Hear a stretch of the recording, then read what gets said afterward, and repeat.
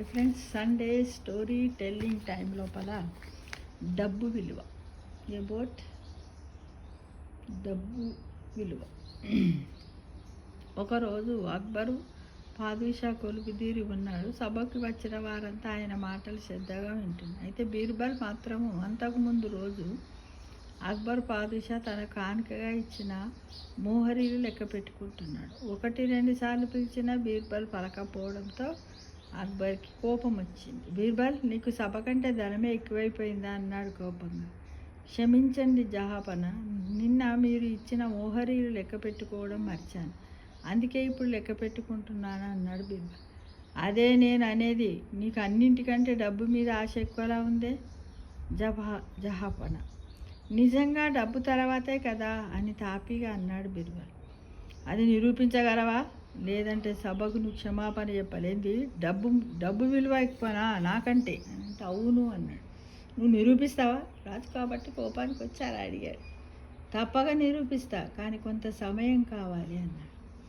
ఎంత? వారం రోజులు గడివిస్తున్న పో, ఈలోపు నిరూపించు, లేకుంటే మీకు శిక్ష కూడా పడుతుంది అన్నాడు అక్బర్.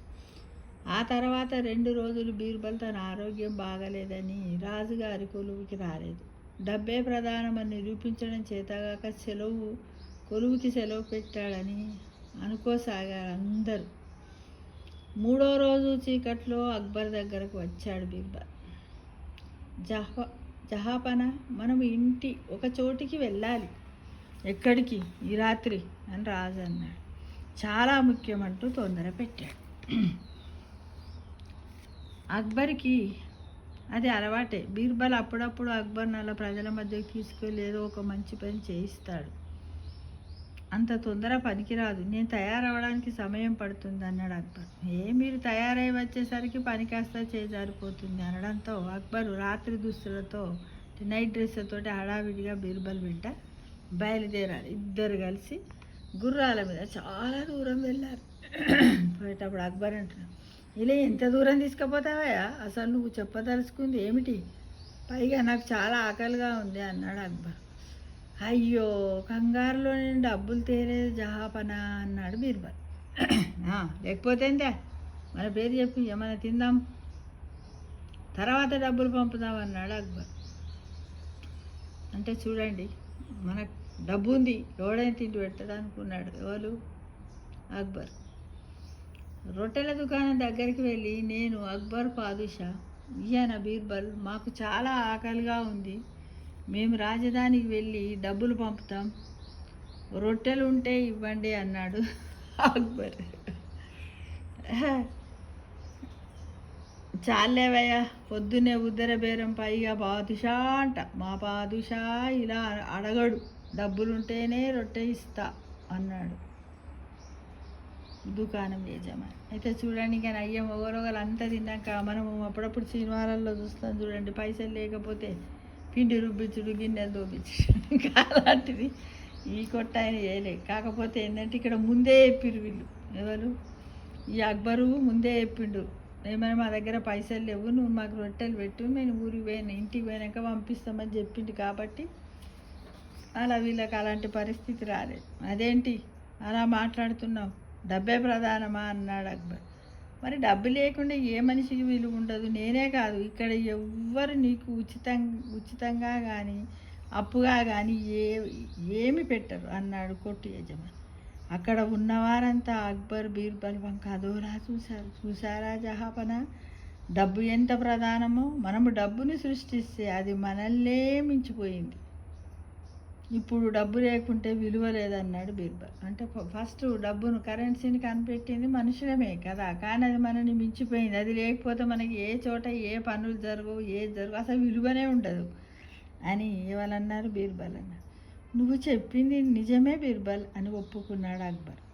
తర్వాత బీర్బల్ డబ్బులు చెల్లించి అక్బర్కి రొట్టెలు కొనిపెట్టాడు. అంటే బీర్బల్ కొన్ని పైసలు తీసుకుపోయింది, కానీ రాజు ముందు ఏమంటున్నాడు, నేను కూడా హడావిడిలో వచ్చాను, పైసలు తేలేదన్నాడు. చూడండి కదా, ఎందుకంటే అది అక్బర్కు డబ్బు విలువ గురించి తెలియాలని ఒక అబద్ధం ఆడాడు. ఇక్కడ మీకు డబ్బు విలువ తెలియాలని ఇక్కడి దాకా తీసుకువచ్చాను జహాపన, నన్ను క్షమించండి అన్నాడు బీర్బల్.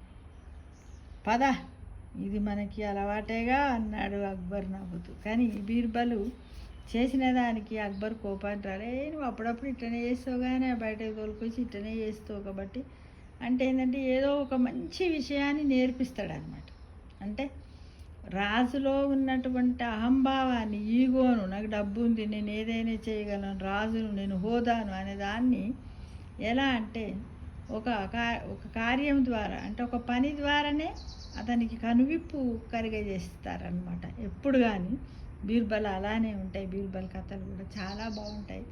కాబట్టి ఈ రోజుల్లో ఏం చేస్తారంటే చాలామంది డబ్బు ఉందనుకోండి, మళ్ళీ ఇంట్లో పనోళ్ళని పెట్టుకుంటా అనుకోండి, వాళ్ళను అసలు ఎంత అంటే నేను డబ్బు ఇస్తున్నా నువ్వు చెయ్యాలి అన్నట్టు మాట్లాడతారు. కానీ అలా మాట్లాడకూడదు. డబ్బు ఇస్తున్నాం అంటే నిజమే మనం ఇస్తున్నాం. ఒక్కోసారి మన దగ్గర బోలే డబ్బు ఉంటుంది ఫ్రెండ్స్, కానీ పని చేయడానికి ఎవ్వరు దొరకరు. అప్పుడు మన పరిస్థితి ఏంటి? అప్పుడు మన ఆరోగ్యం బాగుండదు, చేసుకోవాలంటే మనకు శక్తి ఉండదు. ఆ విషయం ఆ రోజు వరకే ఆలోచిస్తారు, మన తెల్లవారి నుంచి మళ్ళీ ఎప్పట్లాగానే ఉంటాయి. అంటే ఏదైనా చూడండి, డబ్బు ముఖ్యమే, అనుబంధాలు ముఖ్యమే, ప్రేమానురాగాలు ముఖ్యమే. ఏ స్థాయి వారినైనా గౌరవించడం మనం నేర్చుకోవాలి. వాళ్ళు లేకపోతే మనము లేము, మనము లేకపోతే వాళ్ళు లేరు. అంటే మన మానవ శక్తికి ఎంత మహోన్నతమైనటువంటి శక్తి ఉంది అని భగవంతుడు ఇలా కొన్ని కథల ద్వారా, రకరకాలైనటువంటి విషయాల ద్వారా, మన స్తోత్రాల ద్వారా చెప్పకనే చెబుతున్నాడు. ఇదంతా ఈ జ్ఞానాన్ని తెలుసుకొని మనము మోక్షానికి దగ్గర కావాలి. కానీ కొద్దిమంది డబ్బులు ఎవడన్నా వారేస్తే చేస్తాడు. నో నో నో, డబ్బులు ఎవ్వరు వారేసినా చెయ్యరు. ఎందుకంటే ఇది స్వయంగా నేను అనుభవించాను, నా ఎక్స్పీరియన్స్ చెప్తున్నాను. ఏంటంటే నేను అమెరికా పోయి వచ్చాను. అప్పుడు ఏంటంటే మన కరోనా తర్వాత సెకండ్ కరోనాలో అమెరికా వెళ్ళి వచ్చాను. నేను పోయేటప్పుడు మా ఇంటి ముందు ఉన్న అమ్మాయికి చెప్పాను, ఇంట్లో ఉన్న పని అమ్మాయికి ఏమనంటే రోజు రామ్మని ఒక తాళం చేయించారు. రోజు క్లీన్ చేయి, ఊడు, చెట్లకి నీళ్ళు పోయి, పక్షులకు దానంటే, పక్షులు అంటే నేను పెంచలేదండి, ఇంటి ముందు చెట్లు ఉంటాయి. కొన్ని సంవత్సరాల నుండి కూడా నా దగ్గర మిగిలిన ఫుడ్ కానీ, ఫుడ్ లేనప్పుడు కొన్ని బియ్యం కానీ వేయడం నా అలవాటు. అయితే ఒకేసారి ఇలా వేయకపోతే అవి బాధపడతాయి ఆ పక్షులు అనే ఉద్దేశంతో, మళ్ళీ రావు అనే ఉద్దేశంతో ఒక డబ్బా నిండా బియ్యం నింపి పెట్టేసి అందులో ఒక చిన్నపాటి ఇంత గిన్నెను బవల్ వేసి రోజొక పొయ్యమని చెప్పి సరే అన్నది ఒప్పుకుని అంత బాగా చేసింది. నెలకు ఒకసారి తాళం తీసి ఇల్లు ఊడవాలంటే ఊడ్చింది, క్లీన్ చేసి చాలా బాగా పనిచేసింది. ఇక నేను వస్తా అన్న 2 రోజుల ముందు నుంచి కూడా వచ్చింది, పని అంతా చేసింది, అన్నీ చేసింది. ఇక నేను రేపు పొద్దున ఫ్లైట్ దిగుతా అనే వరకు ఏం చేసింది తెలుసా? ఇక నేను ఉంటలేను, నేను రాను, రేపు అమ్మకి చెప్పు అని చెప్పేసి పోయింది. మా అమ్మాయికి, మా చుట్టాల అమ్మాయికి చెప్పి వెళ్ళిపోయింది. ఇక నేను పొద్దున వస్తే దిగితే మా చుట్టాల అమ్మాయి నియర్ బై ఉంటుంది, అంతా వేసింది నాకు, అన్ని 2-3 రోజులు ఫుడ్ అంత ఇచ్చింది. కానీ ఆ మరుసటి రోజు చీపురు బట్టి ఉడుచుకుందామంటే చేతనైతే లేదు. ఏందమ్మా వస్తలేవు ఎందుకు వస్తలేవు అంటే, నువ్వు ఆ దేశం నుంచి ఈ దేశానికి వచ్చినవు, కరోనా వస్తుందట కదా, అందరూ పోకమన్నారు, 10 రోజులు అని చెప్పింది.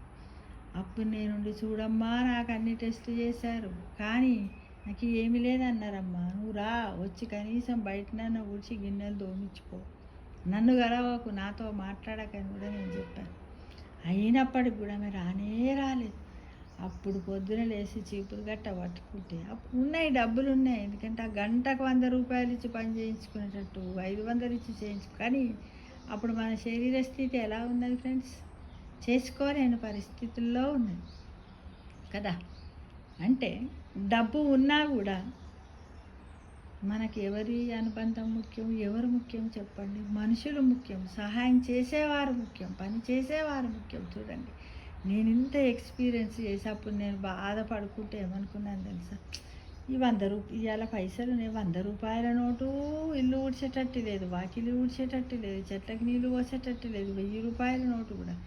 కానీ నిజంగా ఈ మానవుని యొక్క శక్తి ఎంత మహత్తరమైంది, భగవంతుని సృష్టి ఎలా ఉంది, ఎంత బాగుంది అని అప్పుడు నేను అంత అవస్థలతో కూడా ఊడ్చుకుంటూ ఇలాంటి ఆలోచనలు చేశాను ఫ్రెండ్స్. కాబట్టి మనకు ఏ ఈగో పనికి రాదు, ఏ డబ్బు పనికి రాదు. ఏంటిది మృదువుగా మాట్లాడడము, ప్రేమానురాగాలు పెంచుకోవడము, నలుగురితో సౌమ్యంగా కలిసిమెలిసి ఉండడము, మన ఇంట్లో పనిచేసే వాళ్ళ కష్ట సుఖాలను కూడా మనం పాలు పంచుకొని మానవత్వాన్ని చాటుకుంటూ బ్రతుకుతూ బ్రతుకుతూ మనం ఏం చేయాలి, మన మోక్షానికి మనము మెట్లను వేసుకోవలసిందే కదా ఫ్రెండ్స్.